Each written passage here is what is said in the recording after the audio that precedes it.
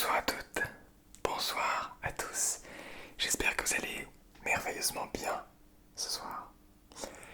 Et je vous retrouve pour cette petite vidéo, bien sûr, de détente et de relaxation en ASMR.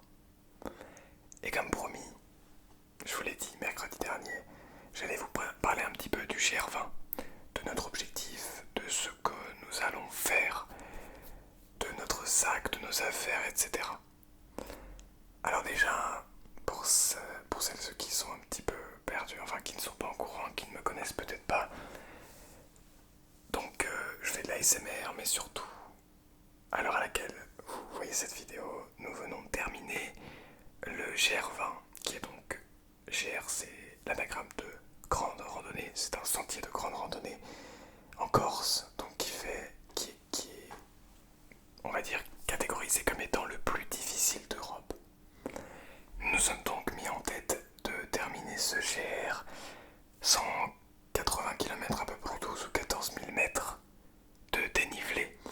Donc ça va être quelque chose de pas évident, qui je pense va nous demander beaucoup de puissance mentale surtout, et psychologique, plus que physique. Et je pense qu'on va bien s'amuser, on va bien souffrir, on va bien avoir du mal. Et c'est ça qui va rendre l'expérience encore plus croustillante. Donc, pour ce faire, on a évidemment besoin de matériel parce que nos jambes vont être le plus important ici.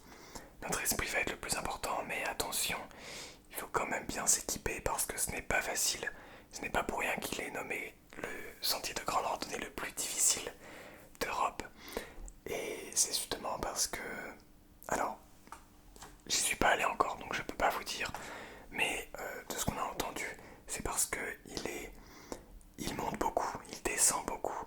Et c'est surtout des cassages de rythme. Donc on marche pendant entre 7 et 12 heures dans la journée. Donc ça fait des grosses journées de marche. Et le rythme se casse beaucoup. Donc un coup on monte beaucoup, un coup on descend, on monte, on descend beaucoup, on monte, on descend, etc.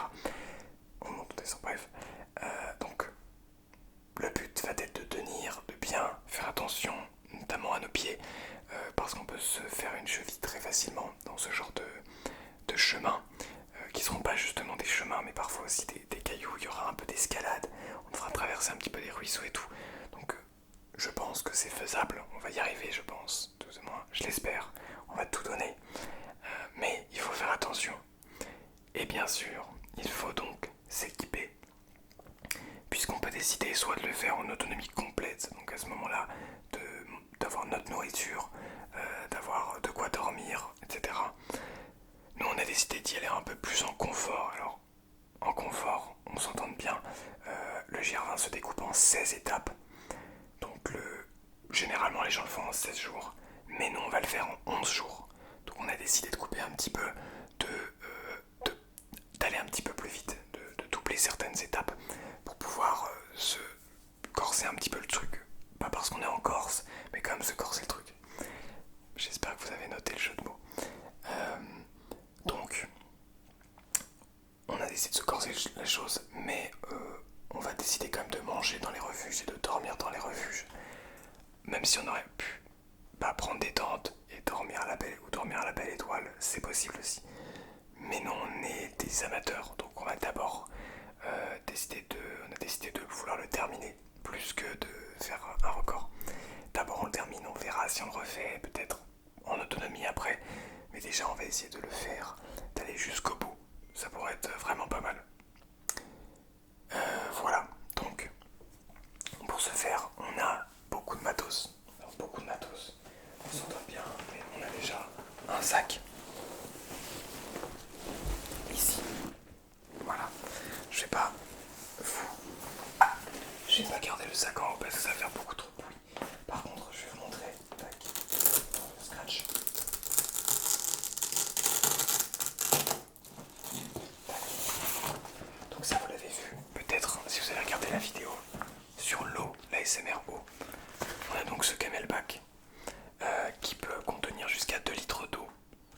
Donc ce qui est vraiment pas mal du tout. Et on a deux petites gourdes. Tiens, d'ailleurs il reste un petit peu d'eau dedans. Et on a deux petites gourdes de 500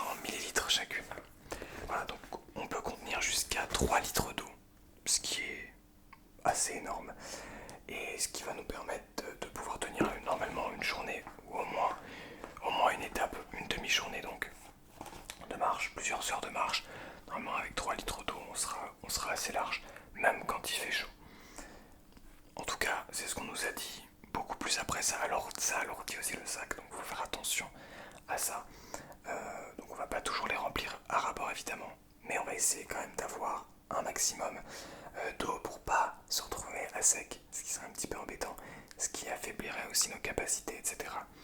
Bref, il faut vraiment faire attention à l'hydratation, c'est super important. J'ai quoi d'autre dans mon sac? J'ai ça. Alors ça, c'est une polaire, une doudoune que j'ai achetée récemment. Tac. J'ai acheté ça chez Decathlon. En fait, c'est une doudoune qui peut se déplier. Hop là. Je peux la déplier et me la mettre comme ça. Voilà. Et donc, c'est une doudoune qui se déplie, qui se replie très facilement. Vous voyez, j'ai juste à l'enlever. Et en fait, ça vient se replier. C'est dans la poche. La poche a une double fermeture et donc permet de replier assez facilement. Je vais essayer de le faire vite.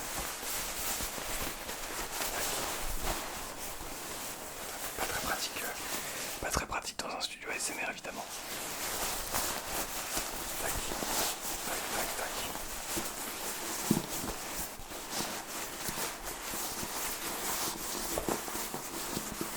Hop là. Hop, hop, hop, hop, hop. Tac, tac, tac.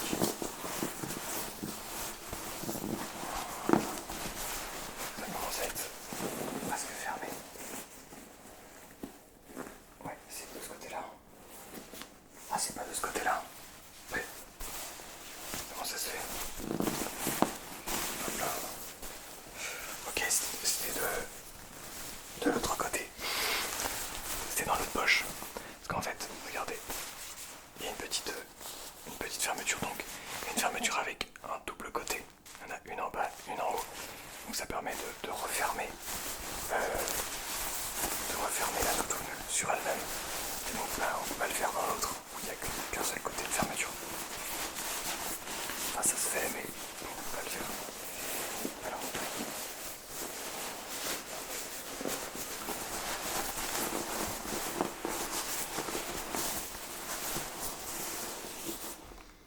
hop là, je vais me mettre sur la table. Du coup, vous ne voyez pas. J'essaie de faire assez vite. Hop là.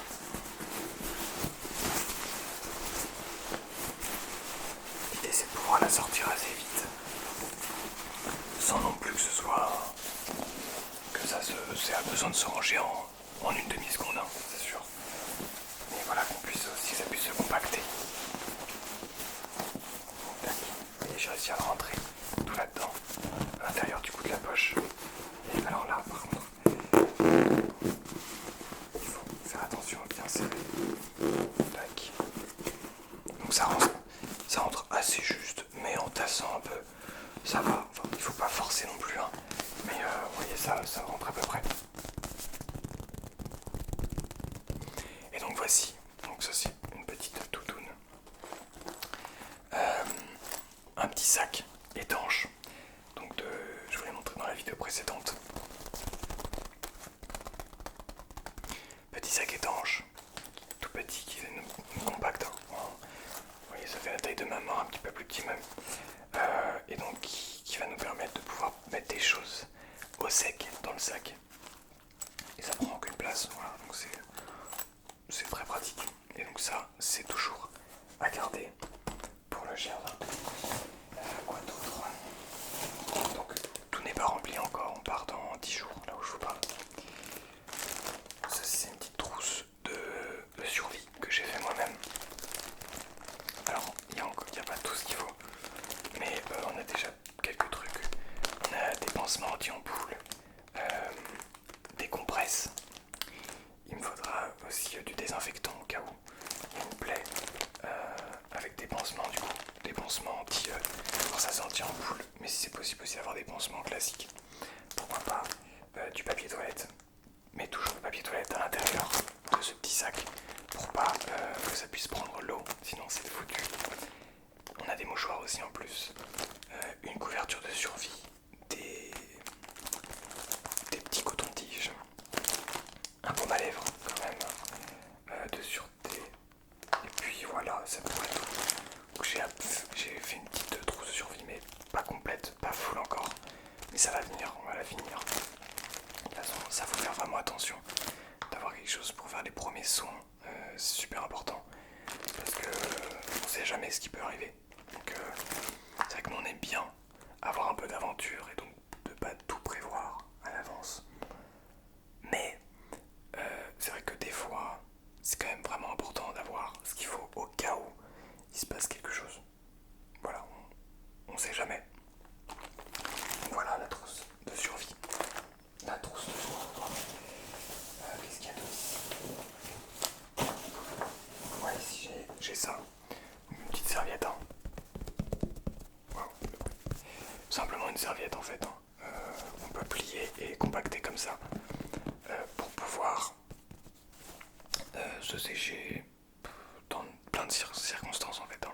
Si on décide d'aller se baigner sur le GR, si on décide, je sais pas moi, de faire sécher des affaires, enfin si on veut les faire sécher un petit peu plus vite, ça nous permet de nous couvrir aussi un peu. Voilà, ça c'est vraiment tout bénef. On l'avait utilisé quand on a fait notre petit séjour de 4 jours. On l'avait, tu sais, quand on était allé au resto, on l'a mis sur nos jambes parce qu'il y avait du vent, donc ça carie, ça coupe le vent et tout. Donc c'est toujours pratique d'avoir ça. Donc ça c'est la pochette de mon oreiller. Un oreiller à mémoire de forme qu'on a. Alors on en a acheté un à 20 € et on l'a coupé en deux. Voilà, comme ça on en a, donc c'est 2 fois plus léger.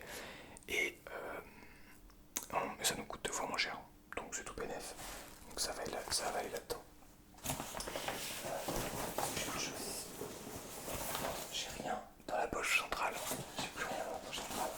Même si, bien sûr, tout n'est pas là. J'ai encore une trousse de toilette. Il va me falloir. J'ai pas les vêtements, j'ai pas mis tous les vêtements. Trousse de toilette, donc savon et tout pour nettoyer. Ce qui va être pas mal, brosse à dents et tout. Bref, le classique. J'ai ça. Donc une petite carte pour avoir donc plus de détails sur chacune des étapes du GR20. On a toutes les coordonnées en plus. Comme ça on peut savoir où on est et on peut aussi donner un petit peu de repères au cas où genre on peut mettre bon je vais on débute la journée, on part d'ici et on est censé arriver ici et donc s'il y a des problèmes au moins on va noter tout ça, comme ça on pourra savoir où on sera à ce moment là. Voilà, donc ça c'est assez lourd, enfin, ça pèse un petit peu mais c'est toujours super important d'avoir une carte papier, d'avoir des cartes papier, une carte papier pour pouvoir se repérer parce que sur le GR20 il n'y a pas beaucoup d'électricité donc on va pas pouvoir utiliser des masses notre téléphone, donc ça à prendre. Okay. Donc je vais parler d'électricité. Hop là. Donc déjà on a les papiers, le passeport bien sûr. Alors on va en Corse donc il n'y a pas spécialement besoin du passeport mais je pense que je vais peut-être pas le prendre avec moi, je sais pas encore. Mais bon, on a le passeport quand même, carte d'identité, il faut les papiers et tout, ça c'est logique. Alors, j'ai pris une batterie portable parce qu'il n'y a pas beaucoup d'électricité, donc je préfère avoir. J'ai 10 000 mAh ici, donc je préfère avoir une batterie. Donc là, elle est full chargée, je crois. Ouais. Une batterie portable pour pouvoir le charger au cas où, même si le but c'est pas de l'utiliser un max mais c'est comme de la batterie de secours, donc au cas où vraiment ça c'est super important. Donc ça pèse un petit peu, malheureusement ça pèse 180 grammes, quelque chose comme ça, donc ça pèse un petit peu mais malheureusement c'est obligatoire, c'est super nécessaire. Le câble qui va avec, alors là c'est un peu complexe et c'est un petit peu dommage, voire chiant, mais c'est obligatoire. J'ai le câble donc qui va relier ça à mon smartphone puisque j'ai un iPhone. Yes, et il me faut évidemment un câble, il n'y a que le Lightning, que l'USB type C qui permet de charger la batterie. Donc j'ai un câble USB type C. Je vais avoir en plus mon chargeur Apple donc qui se branche en USB type C ici. Bref, donc ça fait beaucoup de câbles. Mais je préfère prévenir que guérir pour avoir ce qu'il faut au cas où il y a telle ou telle prise seulement et pas d'autre. Voilà, peut-être même une prise internationale à voir. Donc voilà, pour ce qui est de l'électricité, voilà globalement, je prendrai peut-être mon appareil photo que vous voyez actuellement, sais pas encore. Pour pouvoir vous faire des plans, des images. J'ai plus rien dans cette poche là. Ok. Et donc ça c'est sur la poche. En haut, intérieur. Sur la poche. En haut, extérieur. En premier, j'ai ça. Donc ça c'est quoi? C'est un bonnet, tout simplement. Et à l'intérieur, il y a une paire de gants. Toujours super important. Un bonnet, une paire de gants. Au cas où on est très froid. Ça vient nous redonner de la chaleur. Par contre attention, c'est en laine ou en coton, je sais pas. Mais en tout cas ça prend l'eau. Ça doit être écrit quelque part. Attendez. Est-ce que c'est écrit? Ok, 55% de coton, 45% d'acrylique. Ok. Et donc, voilà, c'est surtout c'est du coton. Donc ça prend l'eau et ça sèche très lentement. Ça prend beaucoup de temps à sécher. C'est pour ça qu'on a décidé de prendre des vêtements comme ceci. Donc en, en matière artificielle. Parce que eh ben, ça sèche très vite. Voilà donc, gants, bonnet. J'ai quoi d'autre? Ça. Une petite lampe frontale. Pareil, très important. La lampe frontale, on va partir de assez tôt. Donc on partira de nuit. Donc il faudra une lampe frontale. Au cas où la lune ne soit pas assez forte pour nous éclairer. Même si c'est possible, on va essayer d'utiliser la lune. Pardon. Mais c'est un endroit qu'on ne connaît pas. Donc on préfère prévenir que guérir. Et avoir ça, c'est carrément pratique. Quoi d'autre? Ici j'ai un, deux, je crois que j'ai que deux, j'ai deux paquets de mouchoirs. Pareil, ça c'est vraiment trop pratique. C'est bête, mais si jamais vous êtes en pleine nature et que vous avez envie de faire des gros besoins, bah, ça vous permet, alors j'ai du papier toilette, mais ça permet de s'essuyer, donc c'est pas mal. Ça permet de se moucher, ça permet c'est juste du papier quoi, et donc c'est super pratique. Et c'est mieux que des rouleaux de sopalin parce que s'il y a de l'eau, et ben les rouleaux de sopalin, un peu d'eau et tout devient impossible à utiliser. Là c'est dans des petits sachets fermés. Donc ça, eh ben, c'est trop pratique pour beaucoup de choses. Et pour se moucher par exemple. Classique. Ici j'ai une paire de lunettes de soleil je crois. Ouais, voilà j'ai une paire de lunettes de soleil. Tac.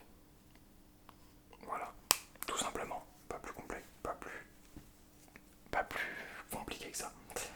Donc voilà, et j'ai le sac de couchage en dessous. Je vais vous sortir.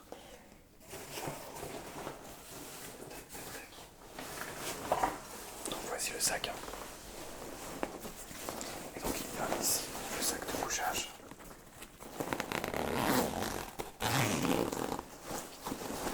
Voilà. Qui est donc sur la poche frontale. Voici le sac de couchage. Alors, où est-ce que le sac de couchage est tout en bas? Déjà, pour pouvoir mettre le poids tout en bas, mais aussi et surtout, ça nous permet de nous asseoir sur le sac. En fait, on peut poser le sac et s'asseoir là. Ça nous sert d'oreiller, ça nous sert de plein de trucs.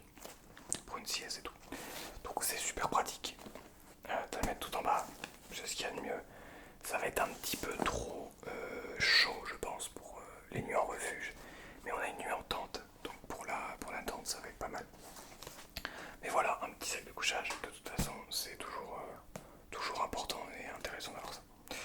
Voilà, à mettre en dessous, évidemment. Voilà. J'espère que vous êtes un petit peu plus aiguillé par rapport au GR20. Ça va être une très bonne expérience. Lors à laquelle donc, vous voyez cette vidéo, j'aurai terminé le GR20, mais je ne serai pas rentré. Donc il y aura encore d'autres vidéos d'avance. Donc là, je prends vraiment beaucoup d'avance pour pouvoir être sûr de vous proposer